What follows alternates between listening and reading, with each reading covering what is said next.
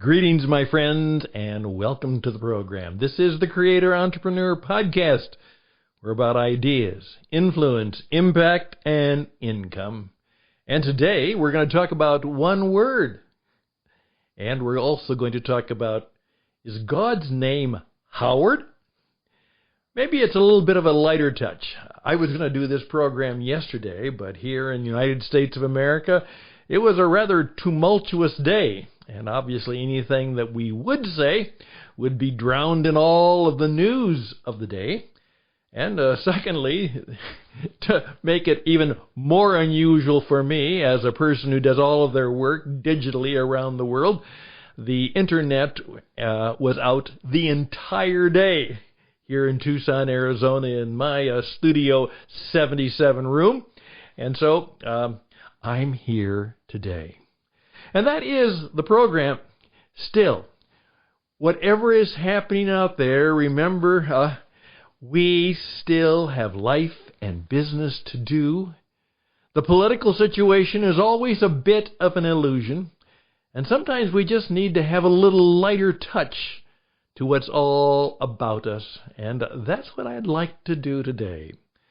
A fun little story about, is God's name Howard? And then perhaps something that would be helpful and useful in these turbulent times, and that is 2021, once again, the power of one word. Again, my name is Stan the spokesman, and I'm glad that you will listen in. The program begins right now.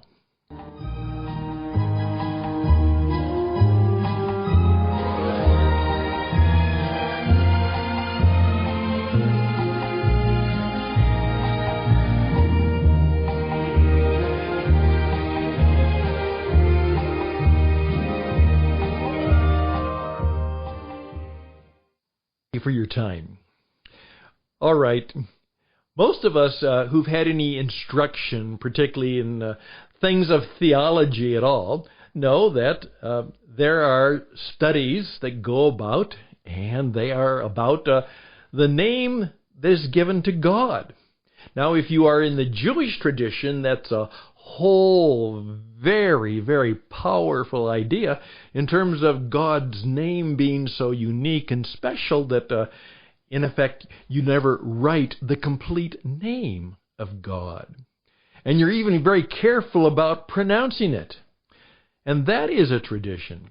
Now, within the Christian tradition, there are things such as, what did Jesus call God? Well, I think many of you know. The word, it seems, is Abba, which is somewhat like Daddy. And then many of you may know that there are other things that go into the name of God.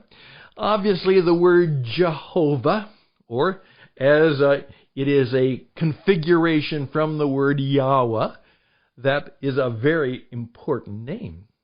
In the Holy Scriptures, oftentimes the term is just Lord, or the Lord God.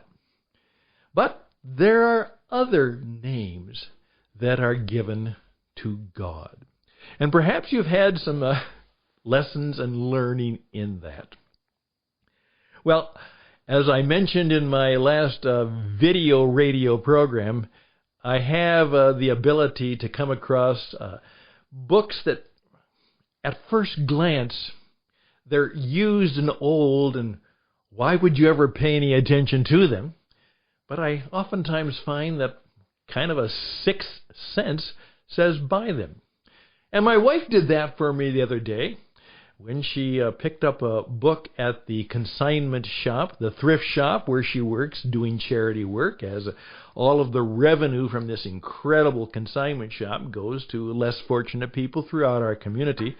It's a wonderful, wonderful work. And the book she brought home, which she paid a full $1 for, was How to Pray After You've Kicked the Dog. How to pray after you've kicked the dog. And I guess what that's all about is what all of us maybe even have experienced in our lives, and We are so angry, so upset that we just lash out. And we may not even kick the dog, though we might have. But we've kicked out, yelled out, screamed out, and blamed somebody else for our troubles. Well, how do you pray after you've done something so rotten as kicking a dog? How do you pray after you've blamed somebody else excessively and unwarranted for the problems in your life?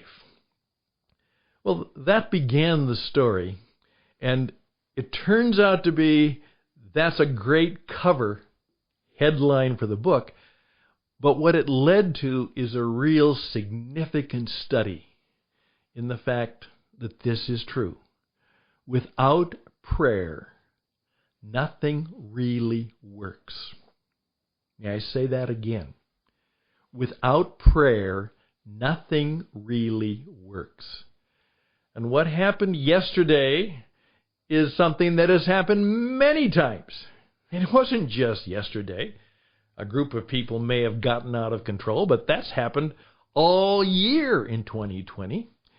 And what has it led to? Well, without prayer, nothing works. And in one of the little sidebars in the book, the little boy said, "Why do we call God Howard?" And the father said, "What do you mean?" "Well, I learned the prayer in Sunday school, and it's Howard be thy name." I think you get it. Howard be thy name. Why do we call God Howard? I just think that's kind of funny. But you know what? That would be rather a unique way for some of us to view this relationship. What if you could give God your name? Just between you and God, you had a conversation, and you have a secret, an affectionate, a majestic, a praise name. Just between you and God. What do you want him to call you? And what would you call him? I think God would smile at calling him Howard. Hallowed be thy name, Howard. May I just, in a brief moment of lightness, say that what God wants us to be is on a first-name basis. That's a part of how life will go well, is that you and God are on a first-name basis. You talk a lot. You listen a lot. A woman who's mentored me in her book called Jesus Calling says, in effect, you have to be thinking almost in a continual way throughout the day, I'm in the very presence of God. And in all situations, I'm somewhat aware of his presence and his help and his power and its availability to me. And I think 2021 and what obviously came from 2020 would be a good way for all of us to begin to realize that maybe, as step one says, you're not going to get out of the mess you're in by yourself. It is a power much greater than you that you need. And we ought to give perhaps just that kind of resolution to how we might do 2021 different and better. And that's my one word.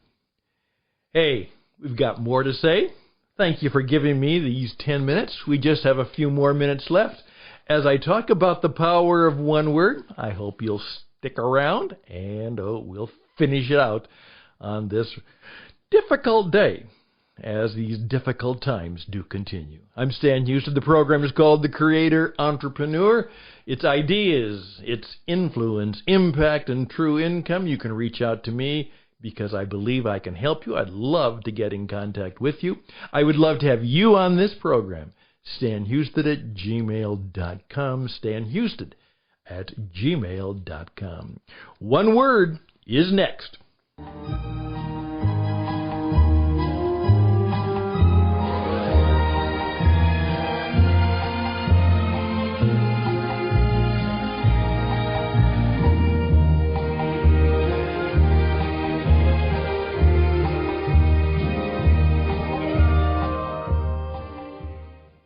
It is actually a practice that I came about a number of years ago when I was doing a lot more performance coaching. I guess I kind of stuck with it for a while, and then I kind of let it go.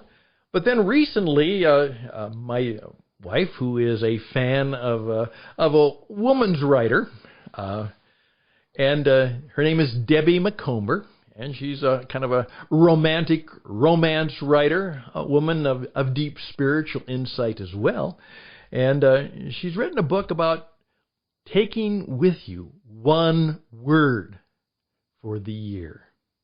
And I was reminded of that. And then Bob Tiede, who does a number of good things with what is called Leading with Questions, and I get his work on occasion, and he said just the other day, what is your one word for 2021? And he put forward the same idea based on some of his coaching and some of the colleagues in his organization and in his collegial fellowship, that it's really good to approach the year with just one word, because you see, a can-do or will-do resolution simply doesn't last very long. That's right. Yes, people are still working out at the gym, but most of them will stop around February. Our resolutions, which are our resolves based on our willpower, which is usually not very powerful, usually fade away. And so that's why we do the same resolutions every year. And at the end of the year, we perhaps aren't any closer to the goals and the intentions we had. But it might be easier to take the advice of St. Paul Entrepreneur, who simply says, fill your mind with good stuff. Fill your mind with good things. Listen to good podcasts. Read good books. Listen to wise people. People with real wit. First of all, hopefully they have a little sense of humor. Wit, but along with that they have wisdom, insight, and truth, and just listen to them. And as one of my mentors said, if you hear something really good, listen to it again. And if it's really good, listen to it again. And if it could be life-changing, listen to it 7 times. And then it will seep deep into your subconscious, even though you may not know it. And it could be actually within the last 4, 5, 6 listens. You really aren't paying attention, but your incredible mind is. And who knows what that one word might do, or that good word might do. So, the encouragement for all of us is, in 2021, what's your one word? Well, I'd love to hear your one word. In fact, if you just want to share it with me, perhaps you even want to give a talk on it, I'd love to hear it. Maybe phone it in to me, or take your smartphone and do a little audio recording and send it to me at stanhouston@gmail.com. And if we get enough good ones, we will actually tell us what your word is and why you chose that word. I would love to hear that, and I'll play them back. Okay, what is your one word? Well, I'm going to tell you this. My one word for this year is simple. Better. Better. Now, there's some reasons for that. With a smile, when someone said Happy New Year to me, I just kind of stopped and said, "Thank you, but I'll settle for better."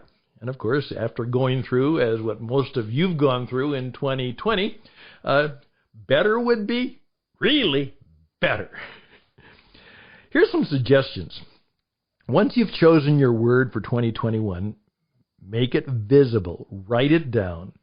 Paste it on your mirror. Paste it on your computer. Paste it on your steering wheel so that you see it all the time. Suggestion number 2. Every time you need to make a decision in 2021, make your one word part of your consideration.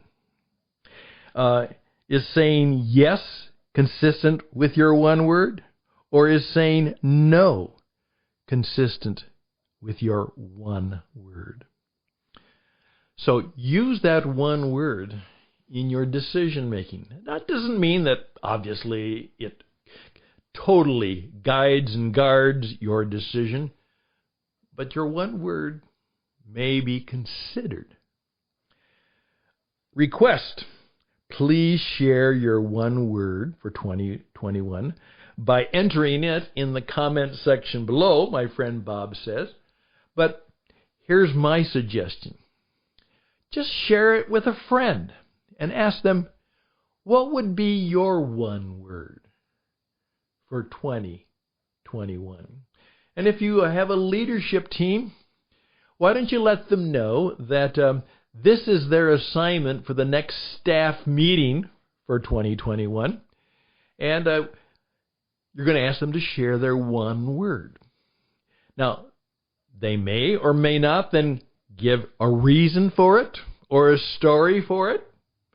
They can do that. Keep it short, keep it sweet, make it smile, make us smile, or perhaps you just want to create some mystery. And just give us the word and let us wonder about it. Remember, mystery with authenticity is great power. Create a little bit of mystery in your life and business in 2021. I'm done. No, God's name is not Howard. Maybe it is to you. So think about that. You have a lot of conversation with God planned in 2021. What's the sweet word or the sweet name you'll give him? And what is your one word for 2021? Make it a good word. And may you be blessed. Because the thing I would encourage you all, whatever you do, is part of the way it will be a better 2021 if you try to make it a point of leaving a blessing with everybody who comes by and clears your path. I wonder what might happen to you if you would resolve to be a blessing in 2021. Just let that sit on your head for a while.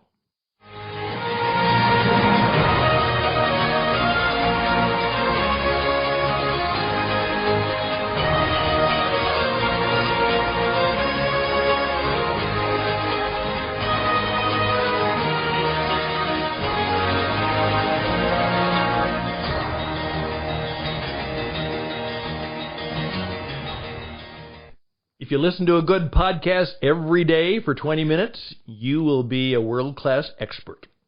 Soon! Well, I'd like to believe that when I do 20 minutes, it's worthwhile to you, and you're better off for it. I oftentimes say my hope is you'll learn more here by accident than most places by design, and maybe that happened today. I'm Stan Houston. The program is called the Creator Entrepreneur Podcast. Creator Entrepreneur Institute, What It Takes Radio. It's an organization that's going to help you do what you have to do in 2021, and that is you have to be on the radio. That's right.